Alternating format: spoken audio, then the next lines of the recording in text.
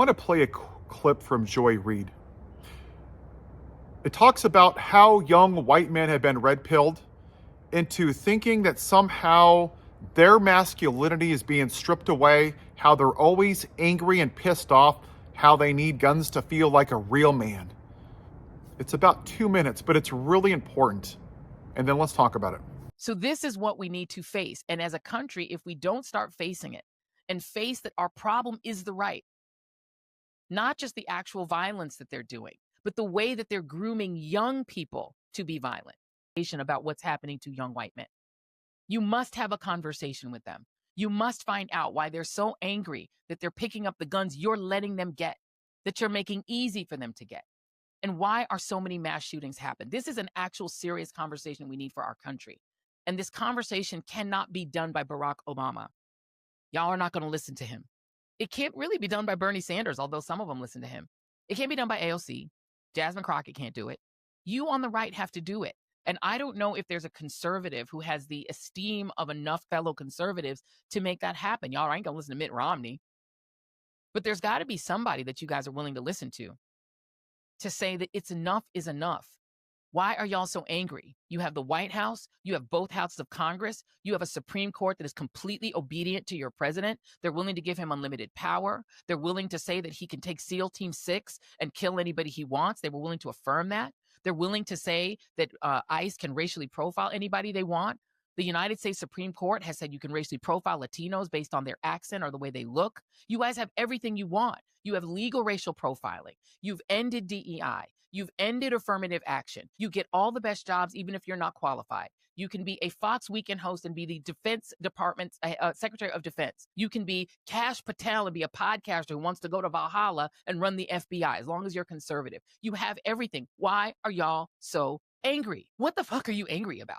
You've banned all of our books. You've banned Black history. You banned the 1619 Project. You don't have to compete with women for jobs. You've chased them out of the military. You've chased them out of the senior positions in the Department of Defense. You've gotten rid of all the Black history in the museums. Museums are terrified. I have contacts that I'm talking to inside of the Interior Department, people who are running all of those spaces where you can go and see a Civil War memorial or something. The people who work in these places are terrified. They're afraid to tell the real history.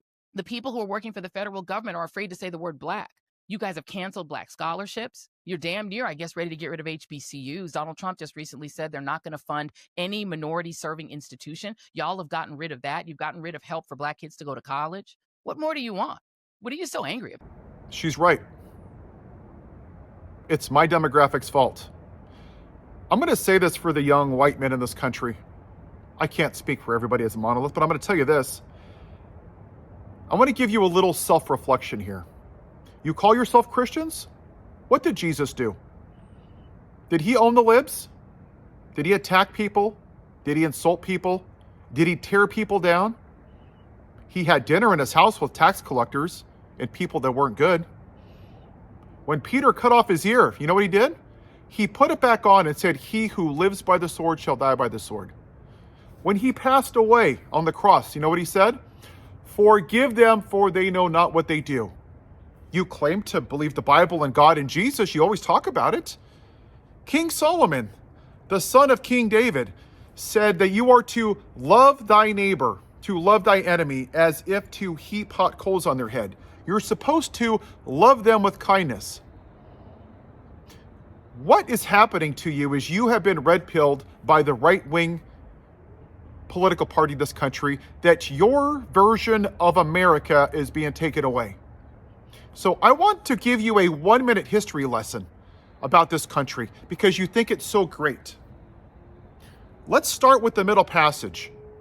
When we brought African Americans over here, between 1.2 and 1.4 million African Americans died, starvation, sickness, and illness. They threw their bodies in the ocean. What happened was that bull sharks would follow them and eat the bodies. They would follow the routes of the slave ships. Does that sound like a great country? And then they came over here, and then we kept them against their will as slaves. When they didn't listen, we put them in vats of hot sugar, and then we whipped them. And then when that wasn't enough, we hung them in trees, and we went to church while their bodies were there. Does that sound like a great country? When the founding fathers that you worship, that you're told that we're the best of the best of the best because of the Second Amendment, a piece of metal, They own black people as slaves. They designed this country to benefit only 21-year-old landowning white men. Your demographic, the demographic right now that's so angry and pissed off. Oh, by the way, those same founding fathers that you worship, they said that a black person was only worth 3/5 of a person. Does that sound like a great country? The Native Americans, we signed over 300 agreements with them. Andrew Jackson said, fuck off, Supreme Court. And we kicked them off. They had to walk 1,200 miles. Kids, babies, infants, elderly, sick. Over the course of 5 years, 16,000 died. Wounded Knee that Pete Hegseth just memorized. Those people murdered 250 Lakota. The majority of them were women and children after they had already surrendered. Asian internment camps. About 1,800 passed away in the late 30s and 40s. See, young men, you're failing to realize the actual history of this country. We're 249 years into this experiment. Half of our country are comprised of women. Why have we never had a woman president? Why is it that in the last election, you thought that a guy that wears orange makeup and diapers, who's an adjudicated rapist, who has sexually assaulted 25 women, who's so pathetic that he cheats on his own wife, that stole from cancer charities, that watched angry white men beat police officers on January 6th, that had dinner with white supremacists, that asked for the execution of 5 black men. Grab woman by the pussy, right? Haha, it's funny. He's just kidding. Ha ha ha ha. Do you know that I have women in my life that are victims of assault because people like you didn't care? And you still hearing this are having a hard time having self-reflection. That's the problem. Does that sound like the way that Jesus would act? When you look at the history of this country, does that sound great? That you voted for a president that pardoned 1,500 people that beat police officers? Officer Sitnick passed away the next day. 4 other officers took their own lives. But you didn't care, right? Because you need to be a real man. Is that what a real man would do? Is a real man intimidated by a strong woman? Your wife was not designed to serve you or to be your servant. But see, that's the problem with a lot of young men in this country. They view that they're the apex predator because that's all we've known since the inception of this country and prior, going back to the Middle Passage.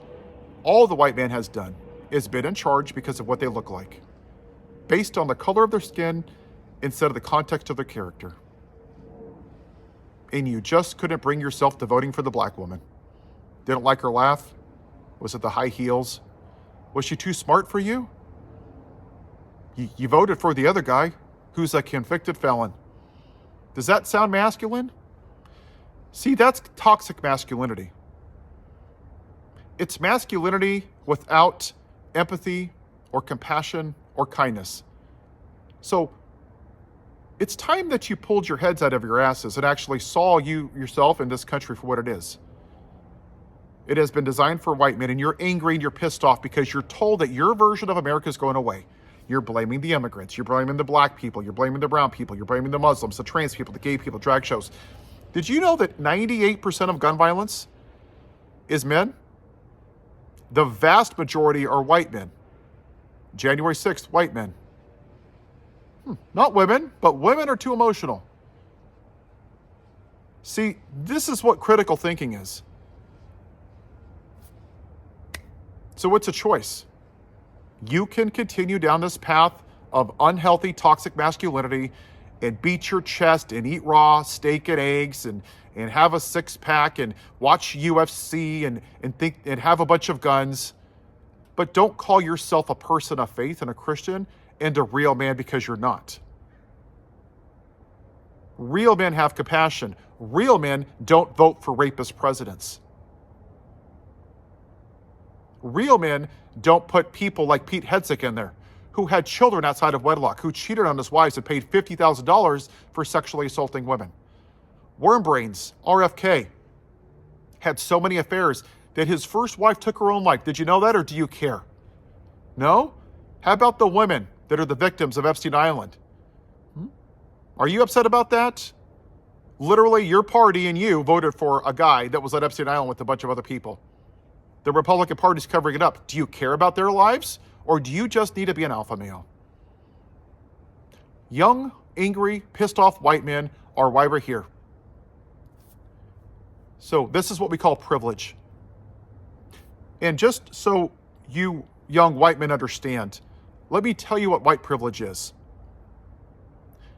It's not having your house redlined where banks would say, we're not going to give you loans or give you a ridiculous interest rate. It's not people have to cross the street at night because you're black. It's not having to give the talk to your kids about the cops when they pull you over just because you're black, that you have to behave extra, extra kind so you don't get beaten or arrested. Your grandparents weren't hung from a tree or put in a will, or slaves. That's what privilege is. Just because you're poor doesn't mean you have privilege. If you don't like it, you can pick your ass up by the bootstraps. We are the problem with this country. Whether you want to believe it or not, that's too goddamn bad. That's the reality. And we've been indoctrinated since we were little boys and girls to worship this country, to love this country, to praise it. We're raised in American flag diapers. We do the Pledge of Allegiance. We eat Freedom Wheaties. We feed our pet bald eagle. We go to work with the Constitution on the truck. And we sing God Bless America, and we polish our guns in the back because we're American.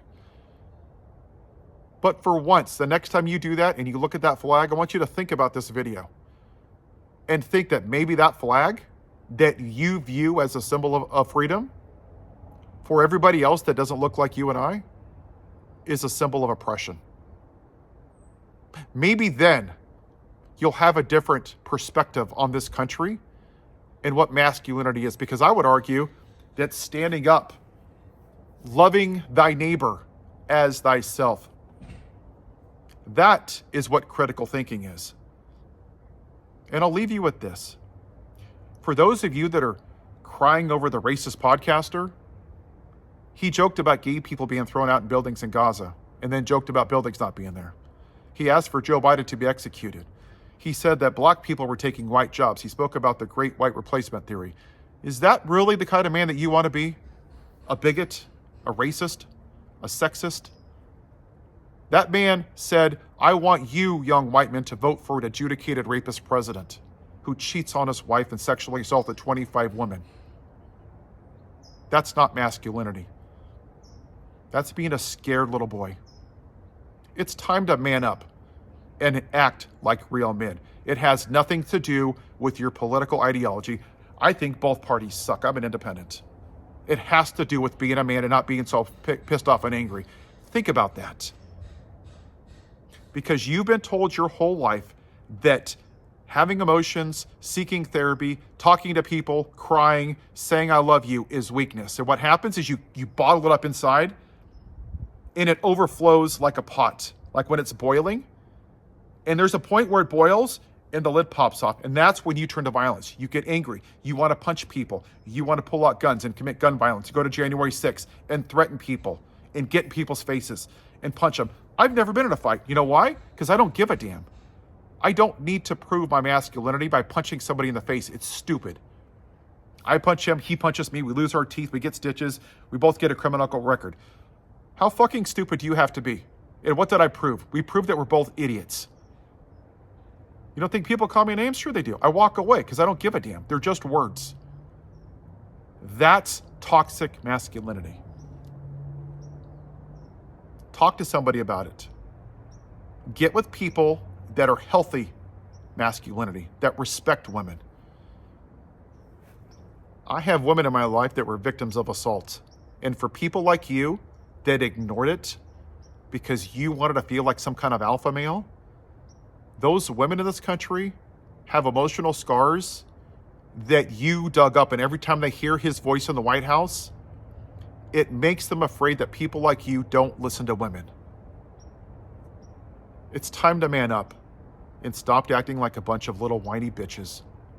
Act like a real man and believe women and stand up for women. They are not here to serve you.